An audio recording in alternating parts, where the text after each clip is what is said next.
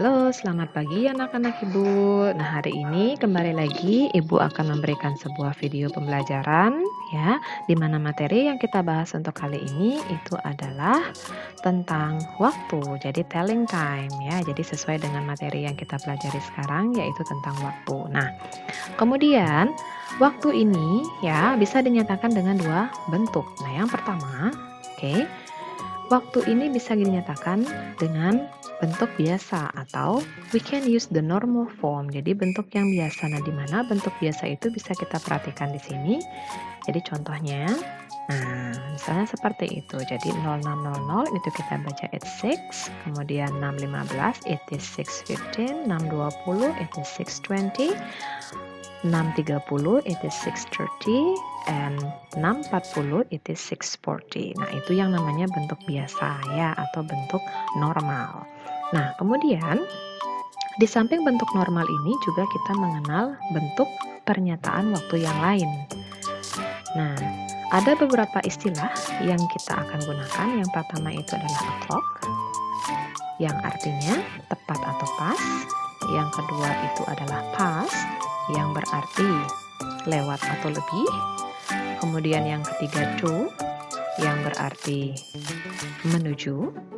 Yang keempat itu adalah quarter, yang artinya adalah seperempat atau menunjuk menit ke-15. Dan yang terakhir half, yang artinya setengah, yang menunjuk menit ke-30. Nah, bagaimana cara penggunaan istilah-istilah ini?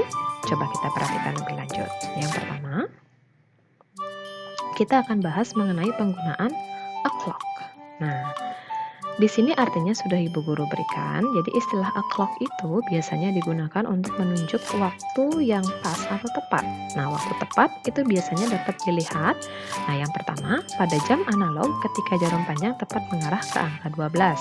Dan pada jam digital, ketika angka di belakang tanda titik 2 itu menunjuk angka 00. Jadi contohnya sudah Bu Guru berikan di sini ya. Jadi kalian bisa perhatikan yang di sebelah kanan ini adalah contoh penggunaan pada jam digital, sedangkan yang di sebelah kiri ya, ini adalah contoh penggunaan pada jam analog. Jadi penggunaan o'clock pada jam analog ya. Kemudian yang kedua, tentang penggunaan pas. Nah, bisa kalian perhatikan dulu artinya bahwa istilah pas itu digunakan untuk menunjuk waktu yang lebih atau lewat. Nah, istilah ini digunakan untuk menunjuk sampai pada menit ke-30 jika pada jam analog dan jarum panjang menunjuk ke angka 6. Oke. Nah, kemudian untuk penyebutan dan penulisannya itu diawali dengan menuliskan menitnya dulu, kemudian kata pas, dan yang terakhir itu adalah jamnya. Nah, sebagai contoh bisa kalian perhatikan di sini.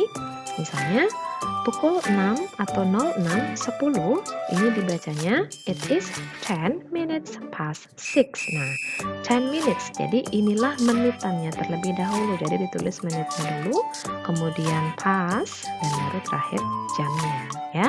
Nah, boleh diisi kata minutes, boleh juga tidak, itu tidak masalah ya. Yang penting ingat aturan dalam menulis jam menggunakan istilah pas itu sendiri ya. Kemudian yang kedua contohnya misalnya 9.25 itu it is 25 past 9, 12.05 it is 5 past 12. Nah, istilah ketiga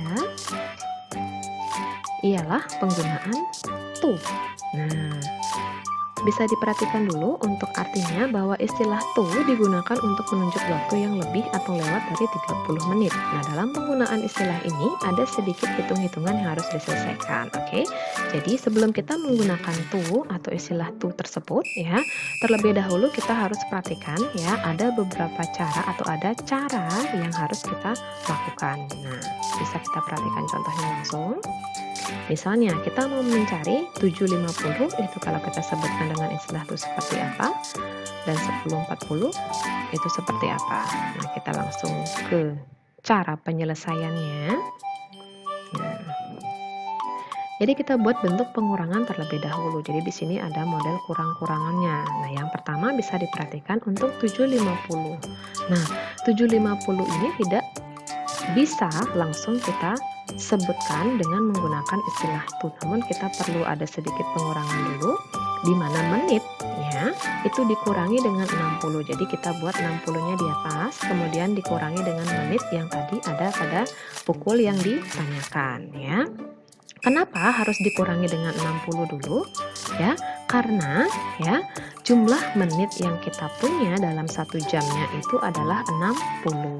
So, ini dia dikurangi dulu sehingga menghasilkan 10.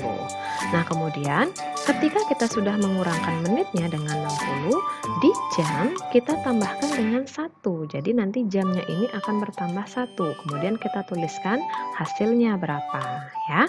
Nah, yang Ibu ulangi, untuk di menit 60 dikurangi dengan menit jam yang ditanyakan, kemudian tulis hasilnya di bawah, kemudian di jam tambahkan dengan 1, kemudian tulis juga hasilnya di bawah sehingga menghasilkan 8/10. Nah, 8/10 inilah yang nanti akan kita sebutkan dengan menggunakan istilah to, di mana tetap kita tuliskan menitnya terlebih dahulu.